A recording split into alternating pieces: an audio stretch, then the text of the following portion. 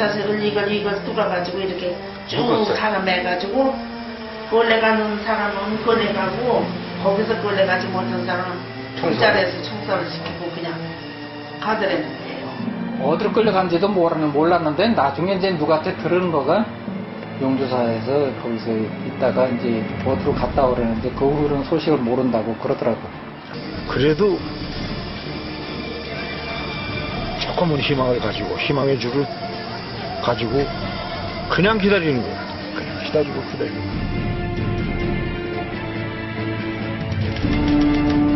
6.25 전쟁 당시 북한군은 체제 선전 목적과 대남혁명 전략의 도구로 소위 인텔이라 불리던 지도층 인사들을 서대문 형무소에 감금한 뒤 끝내 이들을 북으로 끌고 갔다.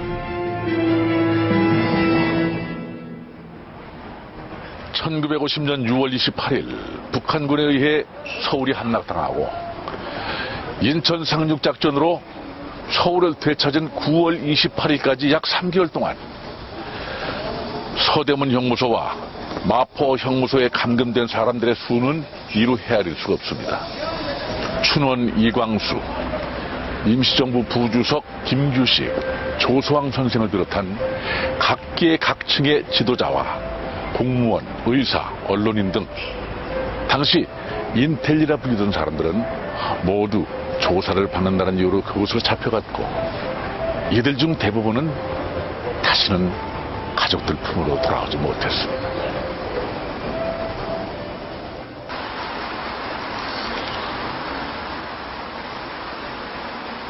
서울시 종로에서 만난 최광석 할아버지. 그는 평생 단 한 번도 잊어본 적 없는 기억이 있다고 한다. 1950년 9월 13일 북한군의 눈을 피해 숨어 지내던 아버지와 그가 이장의 밀고로 잡히고 말았다. 여기 바로 여기다 동대문구 정치보이고 여기를 가야 되는 거야. 여기 오면 꼭 한번 와 보는데 그때하고 영 많이 달라져가지고. 여기 오시면 왜 들르세요? 그거 생각나니까. 우리 아버지하고 제일 마스갖고 온 장소거든요, 여기가.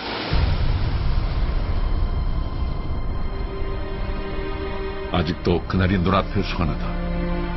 코스모스가 참 많이도 피어있던 날이다. 대문에 동대문구 정치보위부라는 문패가 달린 건물 지하.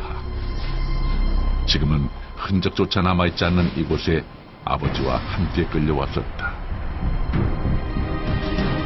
우리 아버지는 가서 그렇게 이제 고문을 당한 거지.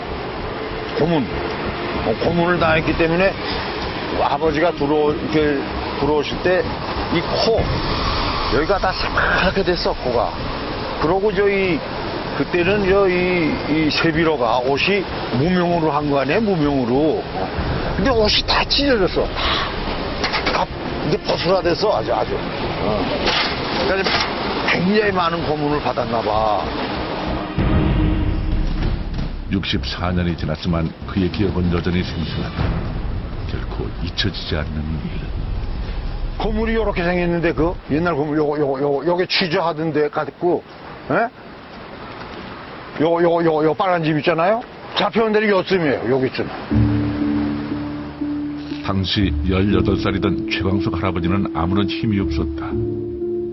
그건 80을 넘긴 지금도 마찬가지다. 그저 아버지를 그리워할 뿐 찾을 수도 찾을 힘도 없다. 아버지는 서울 대광중고 교사였다. 독립과 민주주의 정신교육에 누구보다 앞장섰던 인물. 지금 너희 대광학교 학생들이 동대문 시장에 다 와 있으니까. 근데 그 피해 있는 거예요. 저보다 좀 똑똑한 사람들은 그때 학생 운동도 했다고요. 누가 어디에 있다 하는 거를 자기한테 와서 가르쳐 달라는 거야. 그러면 너 아버지 놔주겠다 이거야. 그날 그곳에서 최광석 할아버지 앞에 놓인 선택은 너무나 가혹했다. 결국 그것이 아버지의 마지막 모습이었다. 가슴방배이지. 아직까지도 아마 잊지 못할 거야.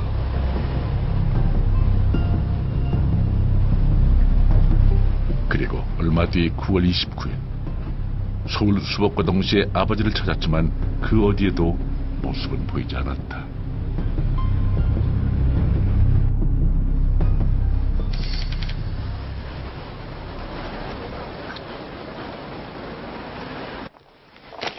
전 국립중앙박물관 관장을 지낸 정양목 교수.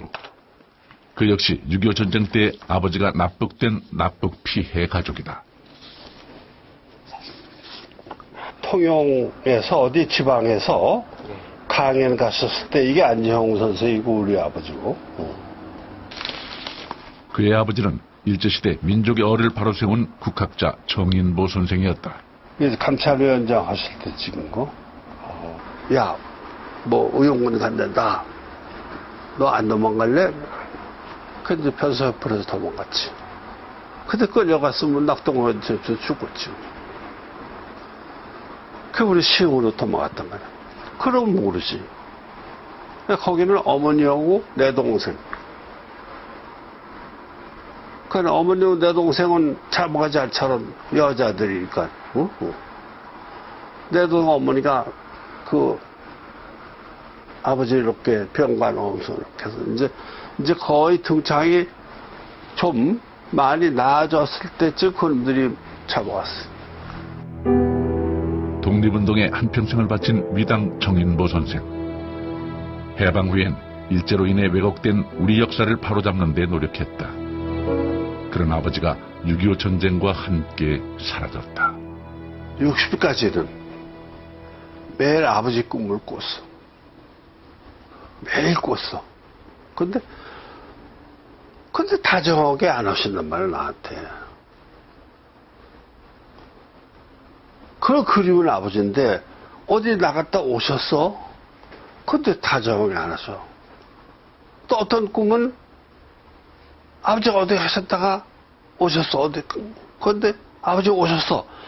야, 아버지 오셨다 했는데 다정하게 안 오셔.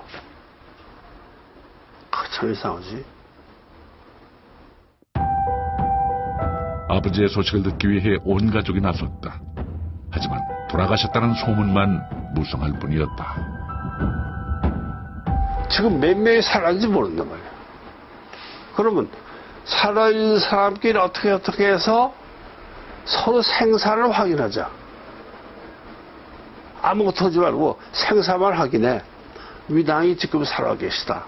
그 자손들이 여기 살아있다. 이것만이라도 알려주자 말이야. 아무것도 알려주지 말고.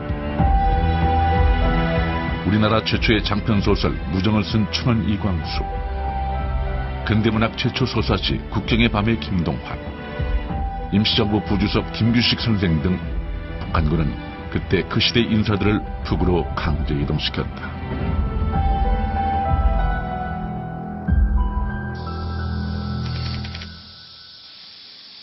이들뿐만이 아니었다. 한 예술대학교의 법인 이사로 재직 중인 이태영 이사는 요즘 아버지가 끝내 완성하지 못한 조선체육사를 집필 중이다. 64년 전 동아일보 기자로 활동했던 이길용 언론인. 체육계 선구자로 불릴 만큼 많은 활동을 한 그도 납북됐다. 같은 언론인으로 참 우리나라에서 유명하셨, 공로가 많으셨던 한 친구분이 계셨어요. 그분이 권고를 했습니다. 피신하시라고. 지금 위험하다고. 그랬더니 내가 뭘 나라를 위해서 싸운 것밖에 뭐 잘못한 게 뭐 죄진 게 뭐가 있느냐. 나는 피하고 싶지 않다. 그래서 끝까지 거절하셨는데 그때 피신하셨다면 화를 면하셨으리라고 생각을 합니다만은 그 고집스러움과 정의감이랄까 이런 것 때문에 결국은 피난도 물론 못 가고 피신도 그 당시에 안 하셨고 그래서 화를 당하신 거죠. 1936년 베를린 올림픽 마라톤에서 손기정 선수가 우승하자 그의 가슴에서 일장기를 지워버린 사건. 동아일보 일장기 말소 사건의 주인공이 바로 이태영 이사의 아버지다. 유해가 없지 않습니까? 뭐 유골이라도 있거나 뭐가 있으면은 국립현충원에 받아주기로 다 얘기가 돼 있는데 확인해 보니까 근데 그 이후에 아무것도 없으니까 결국 못 들어가시고 허공에 맴도신 것 같다는 생각이 듭니다만은 아무튼 어머님을 저 임진강가에 동화 경모공원이라고 거기에 공원 묘지에 모셨는데 바람이 있다면은 임진강 주변에서 영혼끼리 이렇게 만나실 수 있었으면 하는 생각을 가끔가다 하게 되죠.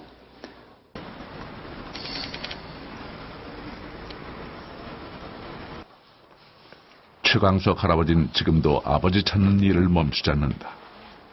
남아있는 생에 마지막으로 꼭 해야 하는 일이다. 뭐예요, 이게? DNA 검사. 아, 이것도 하셨어요? 네, 했죠. 그게 무슨 거네요. 우리 가족들 다 한 거예요. 왜 하셨어요? 아, 이북에서 만약에 유해라도 발굴되든가 오게 되면 이거하고 맞춰봐야 우리 가족을 찾을 거 아니에요. 혹시나 하는 마음에서 준비했다. 이렇게라도 희망의 끈을 놓고 싶지 않다. 언젠가는 꼭 돌아오시리라 그렇게 믿고 또 믿는다. DNA 검사하고.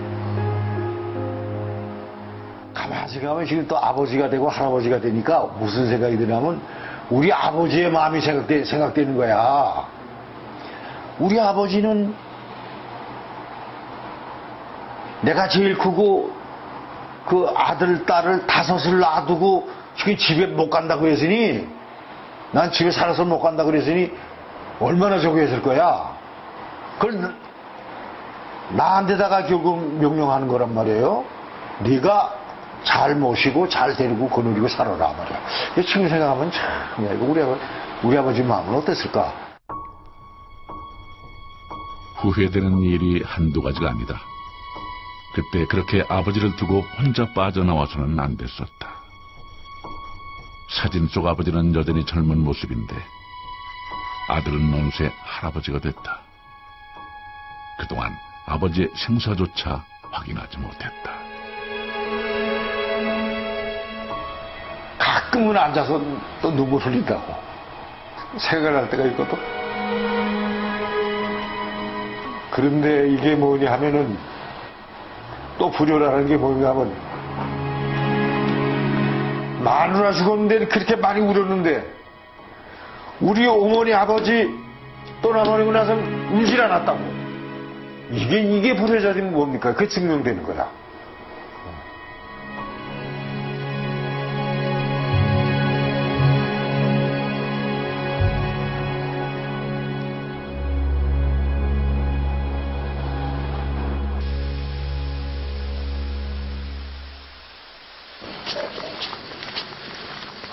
불효자. 최강석 할아버지는 지난 세월 그 무거운 멍에를 스스로 지고 살았다. 요즘은 그나마 등산을 하며 답답했던 마음을 조금씩 풀어놓는다. 이 뒤에는 그 내용 이 지방 옛날 그 양주 사람들 그 독립유공자 이름이 쭉 적혀 있어요. 저기는 위령 제의를 한 번씩 지냅니다. 5월달에 늘 군악 때도 오고 뭐 그래가지고 저도 여기 참석하죠. 독립유공자 후손이니까. 선친께서. 예, 우리 아버지가 독립유공자네요. 그러니까 여기 참석하는 거. 이 길에서 항상 최강석 할아버지의 발길을 잡는 추모비.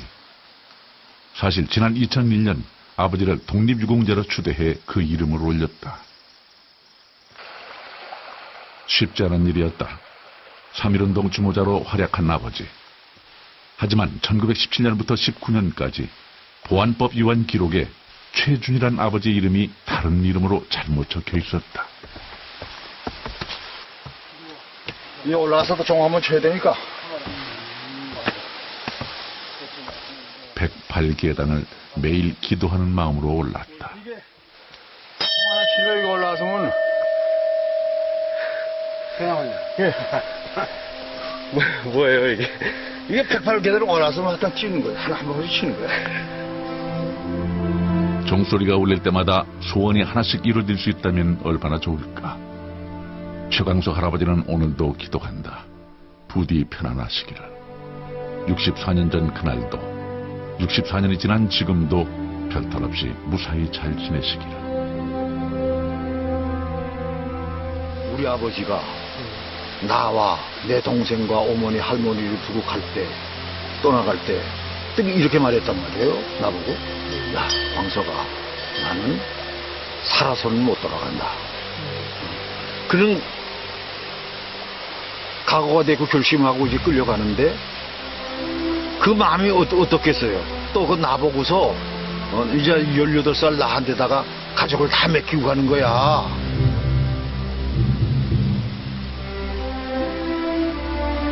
할머니 모시고 어머니 모시고 애도 데리고 잘 살라고. 그러면 나도 그렇지만 남아있는 사람도 그렇지만 가는 우리 아버지 마음은 어떻겠어?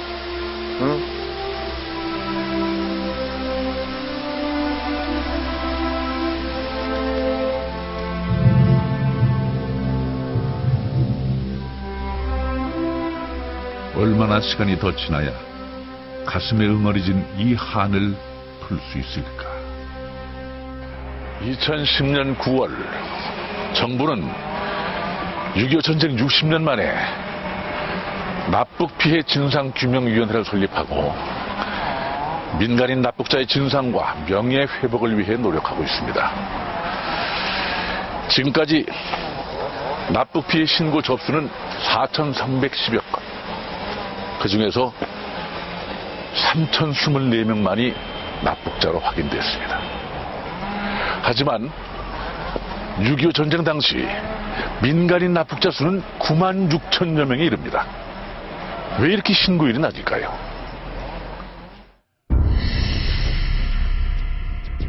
(1950년 9월) 낙동강까지 남아있던 북한군은 유엔군과 국군의 인천 상륙작전으로 전세가 역전되자 북으로 후퇴하기 시작했다. 그리고 이와 동시에 수많은 민간인들을 함께 이동시켰다. 이들은 북한군의 이동 경로를 따라 짧게는 평양까지, 멀게는 압록강가의 만포까지 끌려갔다. 서울시 양천구. 임두환 씨 형제는 아버지의 대를 이어 삼촌들의 행방을 찾고 있다. 당시 3형제였던 아버지는 2명의 형제를 한꺼번에 잃어버렸다. 그렇게 해줘야지. 그냥 오치성 문수 장관이 주관이 돼가지고 여기 이제 이 기념탑을 한 명단들이 나오죠. 이제 그 의무 활동에 대한 내용. 가평 결사대로 반공 활동을 주도한 죄로 어느 날 갑자기 사라진 삼촌들. 이제 겨우 17, 18. 아직 채피지도 못한 꽃다운 청춘들이었다. 우선 그 인민군을 몰아내자는 전단 B라는 살포했다고 그래요. 살포했는데 칼 같은 걸 만들어 가지고 인민군들 죽이겠다 했는데 그 찰나에 누가 밀고를 해가지고 전부 다 붙들려 간 거죠. 예. 사망 중에 둘이 없어졌으니 얼마나 우리 노인네가 외롭겠어. 굉장히 찾으려고 굉장히 애는 썼지. 찾을 길이 없는 걸 어떻게 해요. 가족은 이미 오래전에 고향을 등졌다. 서울로 터를 옮겼지만 아직도 전쟁이 남긴 아픔은 아물지 않는 상처가 되고 있다. 이별이랑 똑같은 그게 다 그냥 끌려간 게 아니라 그냥 그 모임을 해가지고 끌려갔기 때문에 또 그 고문을 당했을 때 그 소리 그런 또 할머니의 가슴이 많이 뭐랄까 엉어리가 계속 사시는 동안 있어가지고 돌아가신다고 하죠. 가평지역에서 반공활동을 하다 서울 서대문 형무소로 끌려갔다는 학생들은 모두 16명이다. 이들 중 납북 피해 신고를 한 가족은 단 2가족. 김영희 씨는 형을 잃어버렸다. 김명희입니다. 김명희의 막내 동생입니다. 안녕하세요. 최수아조사관입니다. 최수. 안녕하세요. 반갑습니다. 어떻게 김용 되시고 누구한테? 임창학 저서대전. 6.25 전쟁 납북 진상 규명위원회 조사관들도 나왔다. 이게 그때 납치돼간 양반들 기리교에서 그 동네 유지분들이 이거 오래전에 이거 세우는 겁니다. 근데 교정 앞에 있다가 언젠가는 일로 옮겨놨더만요. 이미 반세기가 넘은 세월이지만 잊지 않고 그날의 일을 추적한다. 창호, 형제들이고 이건 저희 형님이고. 김명희 선생님. 뭐라고 그랬나요? 다 끌려갔는데 밤새도록 가평군 청평초등학교 한 구석에 자리한 반공투쟁 기념비에 이들의 이름 속자가 고스란히 새겨져 있다. 과연 이들이 왜 납북됐으며 누가 어디로 끌려갔는지 확인이 가능할까?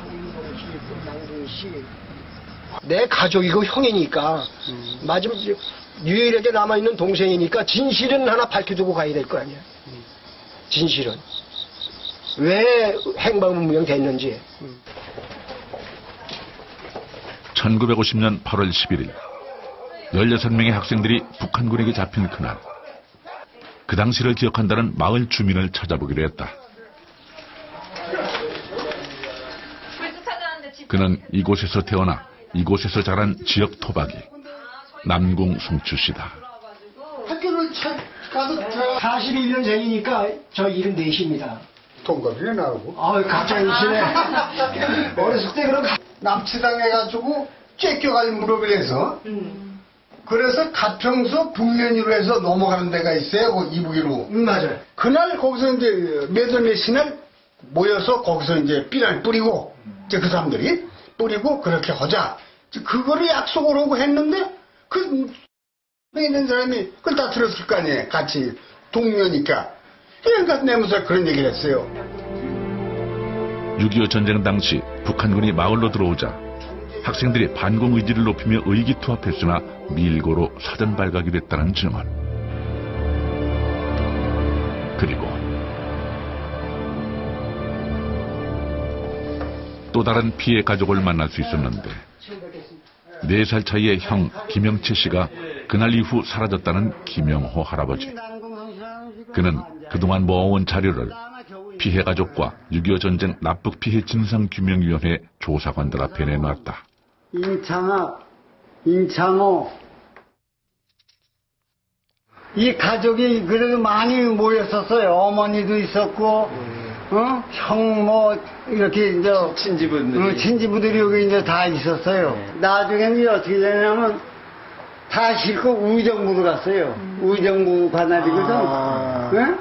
누가는 여기 남았다 그래. 의정부 가서 재판을 했는데 이문식 씨라고 칼 만들어주는 사람하고 여학생인가 둘인가 나왔어요. 거기서 이 사람들은 사상적은 아니고 그냥 칼 만들어주는 죄밖에 없다. 이문식 씨라는 사람 나왔어요. 거기서. 그리고서 그 다음에 이제 이북으로 다 끌려 넘어간 거예요. 의정부에서 파동 넘어갔나? 그렇지. 이제 반공투쟁 기념비의 설립 내력에서부터 당시 끌려갔다가 다시 돌아온 사람이 있었다는 증언까지 그 당시의 일을 차근차근 얘기해주는 김영호 할아버지. 어르신, 여기는 집단으로 그럼 납북된 거예요? 그럼 집단. 얼마나요? 얼마나요? 16 여기. 집단으로 된 거예요. 저 인민재판 의정부서 받고 집단으로 된 거예요. 한 사람인가 여학생 하나 나온 거밖에. 두 사람. 두 분만 나오시고. 근데 어르신 왜 여태 신고를 안 하셨어요? 아유, 하도 골치가 아파서. 16명의 학생들이 집단 납북된 가평의 피해 가족들. 오늘 이들은 납북의 진실에 한 발자국 다가선 것일까? 자꾸 이제 우리 때가 죽고 자꾸 이제 소수간 멀어지잖아. 그러면 의미가 없는 거예요.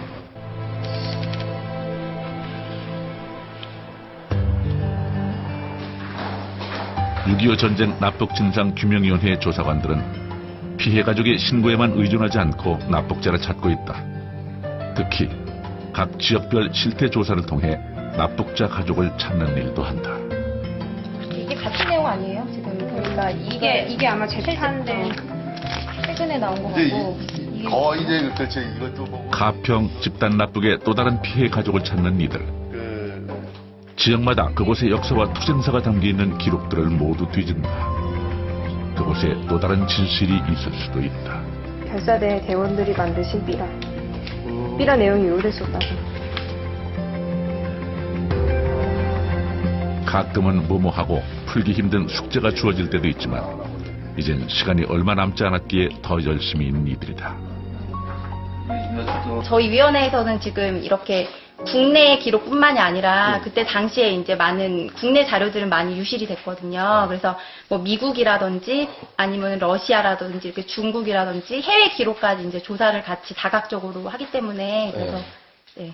그 당시 전투 상황이 어떻게 전개가 됐는지, 전선이 어디까지 내려왔었고, 지금 신구인분께서 말씀하시는 이게 이제 논리에 맞는 것인지, 경위가 남쪽에서 끌려갔었으면 어느 경유를 어느 그 지형을 통해서 어떻게 올라가셨는지 그런 경유도 확인하고 있고요. 네. 서울시 종로 국무총리 산하에 6.25 전쟁 납북 진상규명위원회가 있다. 당시 그 대상자와 한마을에 거주했던 창고인에 따르면은 강제로 의용군에 끌려간 후 소식이 두절되었다고 그렇게 진술하고 있습니다. 구현 역시 삐라 명부에 등재되어 있지 않고요. 시도 실무에서 매월 한 번 열리는 소위원회 회의에서 납북자 결정이 이루어진다. 가평의 청평결사대 16명의 납북자 중 신고된 3명도 이 자리에서 납북 결정을 받았다. 하지만 아직 13명은 신고인이 없어 증거를 가지고 있어도 납북으로 명예를 회복하지 못하는 안타까운 상황이다. 대상자는 이제 6.25 전쟁 기간 중에 끌려간 것만 알고 있다라고 말씀하셨습니다. 지난 60여 년 동안 전시납북자 문제가 북한의 비협조와 사회적 무관심 속에 해결되지 못한 데 대한 뭐랄까 엉어리가 맺혀 있다는 점이 신고가 저조한 이유로 판단을 하고 있습니다. 따라서 앞으로 정부는 올바른 국민적 관심 제고를 위해 다양한 노력을 지속적으로 강화해 나갈 것입니다.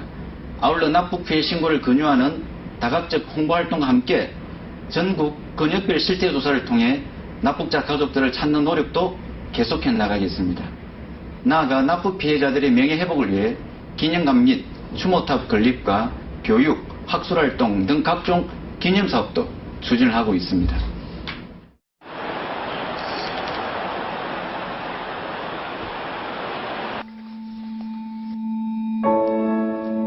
오랜만에 고향집을 찾은 자매. 유영호 씨는 강화도에서 알아주는 부잣집 막내딸이었다.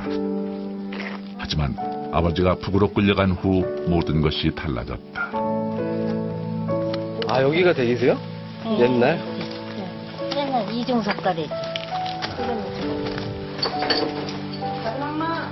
부모님과 함께했던 따뜻했던 그 시절은 이제 추억 속에만 있다. 할아버지와 할머니가 돌아가시고 고향집의 모든 살림을 삼촌 내외가 도맡았다.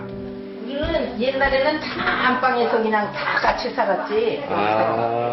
여기서 증조 할머니 저기도 사랑방. 네. 또 동사 할머니, 우리 엄마, 우리들 이렇게 네. 쭉 살고. 이 안방에서요? 네. 작은 엄마는 이제 저기 우리 삼촌이 군인 나가서 네. 이제 연애해 갖고 와서 이쪽 방에서 살고. 아. 저쪽 방에서 살고. 아유, 옛날에는 방이 그렇게도 길고 크더니 이렇게 쬐까마졌냐? 그래도 아직은 예전 모습이 남아있는 고향집이다. 모처럼 작은어머니가 아버지 어머니 사진을 꺼내든다. 아버지, 아버지 이거다. 사진이다. 이거 아버지 사진이다. 아버진 마을에서 소문난 미남이셨다. 엄마 사진은 저기 엄마 여기 사진. 이건 우리 엄마 사진이고. 어머니는 아버지보다 4살 연상인 현모양처. 아, 이게 어머님이고. 강화도에서 쌀농사를 크게 하며 인천에 재분 사업까지 하던 부부는 6.25 전쟁이 나자 지방 유지라는 게 오히려 독이 됐다. 아버진 딸만 셋을 남기고 어머니 곁을 떠날 수밖에 없었다. 그냥 숫달 그 몸이 됐는데 복에서 부침질 그런 거 해놓고 들어가서 한참 엎드려서 우시더라고. 그 왜 울었겠냐? 아버지 생각하고 울었겠지. 난 그 생각하면 지금도 눈물이 나. 문 열어놨어 내가. 처음 듣는 이야기. 부모님 이야기만 나오면 자리를 피하고픈 막내딸이었다.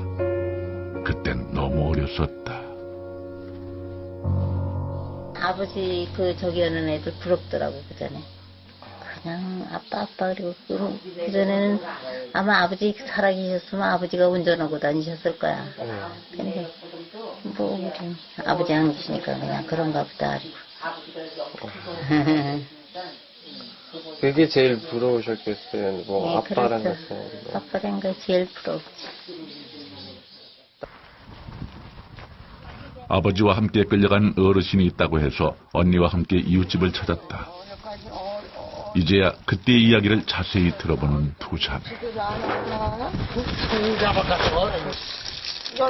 아니 그전에 언니가 그러더라고. 그렇게 해갖고서는 형님을 신고해서 들어갔다 그러면서 그러더라고. 자식들이 왜 묶었냐 하면은 네가 되나 네가 되나 사람 서로 편하기 위해서. 근데 이 빨개들은 그게 아니거든. 반동이라고 잡아.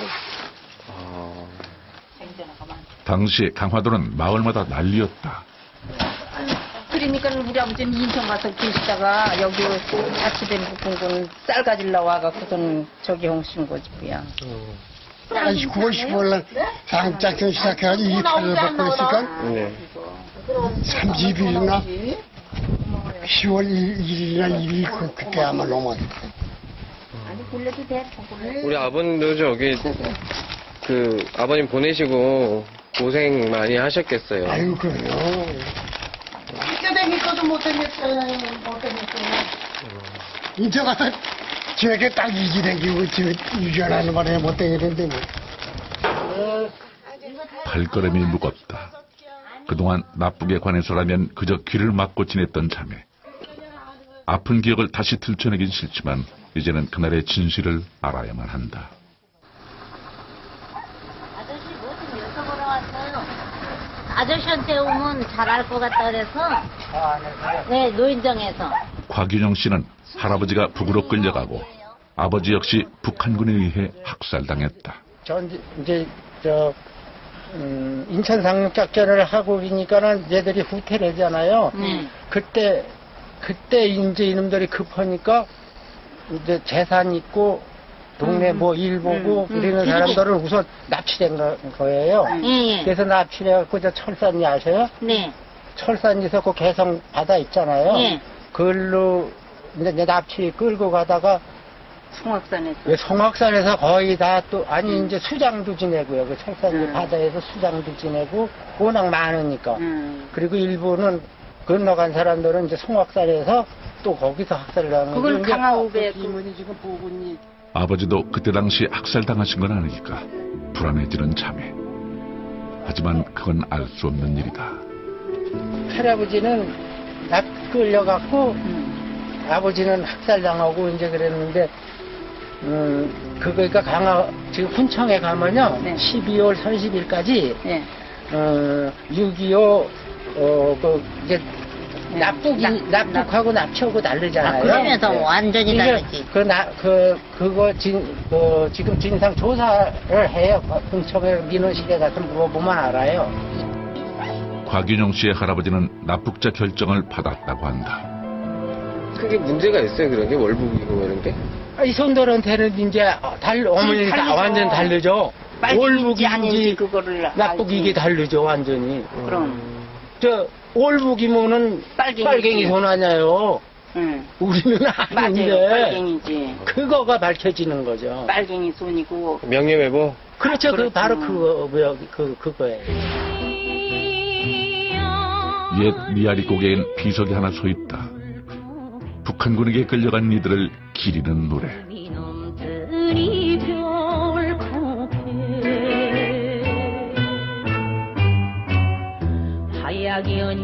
그렇게 미아리 고개를 넘은 사람들은 64년이 지난 지금 어디서 무엇을 할까?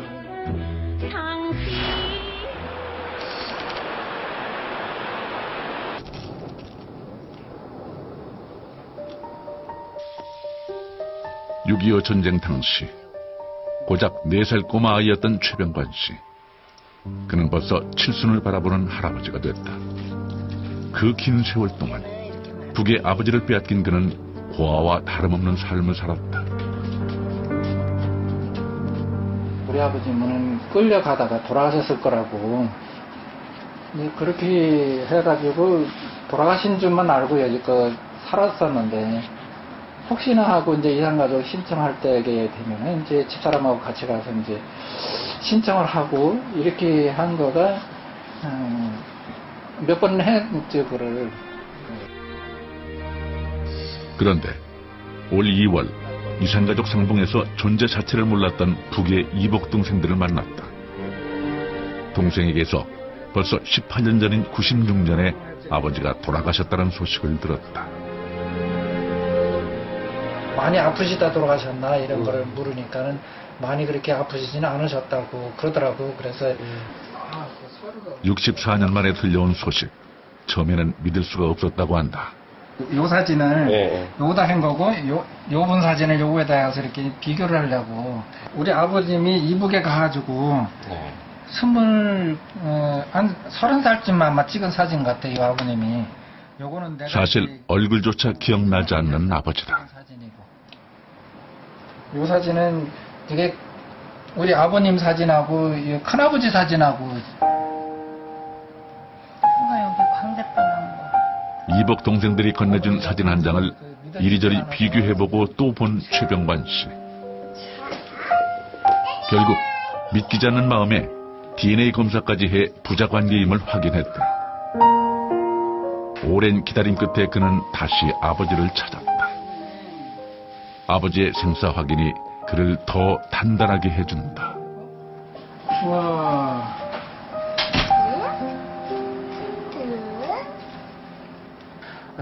나도 이제 아들, 딸들을 키우면서 걔들이 또 뿌리를 또 이어줘야 될 것 같아서 우리 아버지가 못한 거를 내가 다 그래도 더 열심히 해야 되겠다 그런 마음으로다가 시골에 무슨 일이 있다면 항상 내려가고. 철사줄로 두선 꽁꽁 묶인 채로 뒤돌아보고 또 돌아보고 맨발로 절며절며 울고 넘던 이북.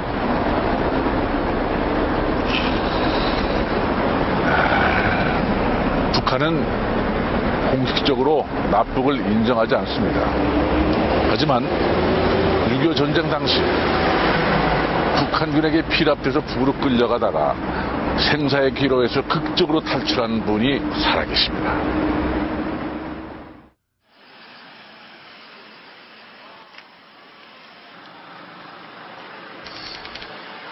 (64년) 전 고통스러운 기억을 안고 있는 박명자 할머니가 홀로 살고 있다. 아니에요. 몸이 많이 안 좋아요.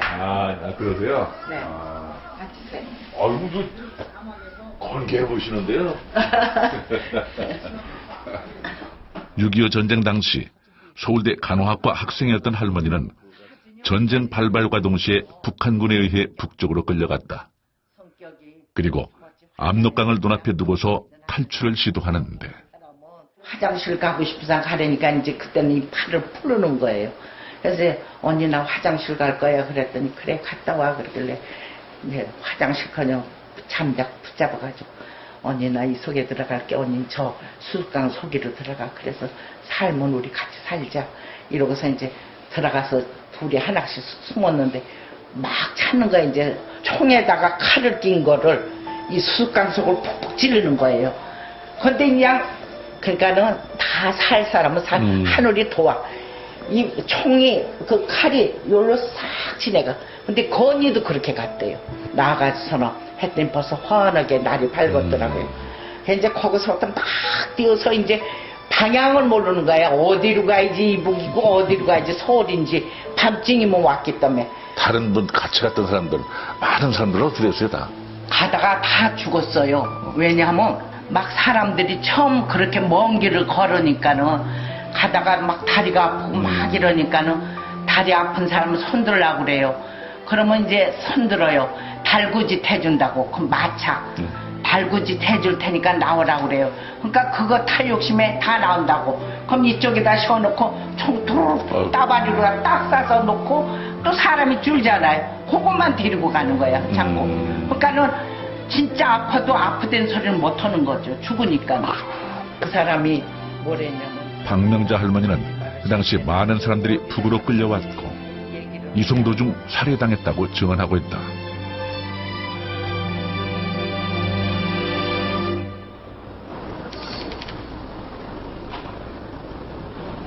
며느리하고 손녀들밖에 지금도 납북 피해 가족들은 납북자를 찾기 위해 노력하고 있다. 경위를 몰라요. 특히 2010년 6.25 전쟁 납북 피해 진상규명위원회가 설립된 이후 피해 가족들은 납북 피해 신고자를 찾는 데 힘을 모으고 있다. 일단은 지방은 좀 힘들더라도 서울 지역 내 거주하시는 회원들 그런 분들을 좀 저희가 돕는 TF 팀을 좀 구성을 해야 되지 않을까. 이제 12월이면 이제 3개월분이 안 남았어요. 우리 회원이 아니더라도 가서 독려를 해야 될 입장이고 더구나 우리 회원이라면 우리가 가서 챙겨야 됩니다. 일단 설득보담도 일단 가서 위로를 해주고 그런 같이 마음에 공감이 올 때 이렇게 하면 된다라고 하는 것을 잘 설명하면은 이제까지 여기 대해서 어떤 접근성을 띄지 못한 분들도 나는 좀 호응하리라고 보거든요. 하지만 이들을 안타깝게 하는 건 시간이다. 납치 사건 발생된 게 64년이 됐잖아요.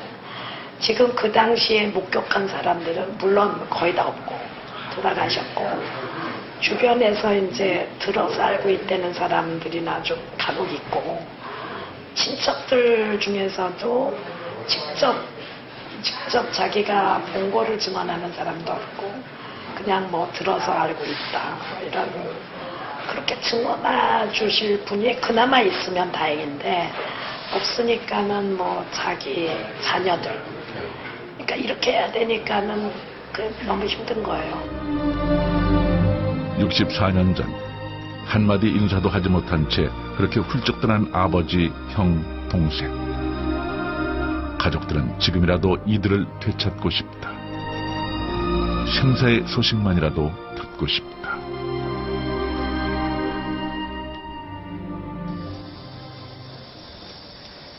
임진각. 납북 피해 가족들에겐 한이 담긴 곳이다. 최광석 할아버지는 오랜만에 이곳을 찾았다. 전쟁은 벌써 잊혀졌지만 할아버지에겐 지우려고 하면 할수록 더 또렷해지는 기억이 있다. 이게 말이야 이렇게 바뀌었으니 옛날 이걸 생각해야 되는데 이 생각을 못해 요즘 사람들이.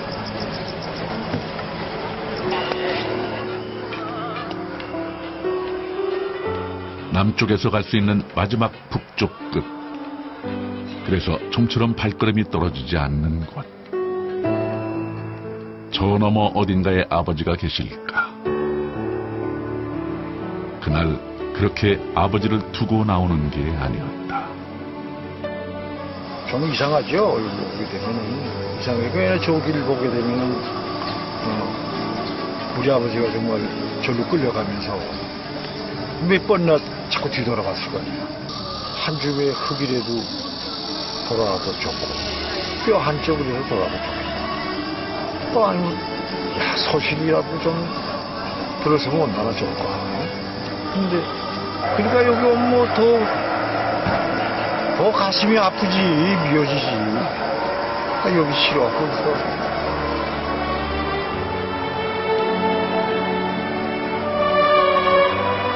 암만 기도해도 안 돼. 왜냐고. 어떻게 기도해야 되느냐고. 할아버지는 마지막 그 순간까지 아버지를 기다릴 것이다.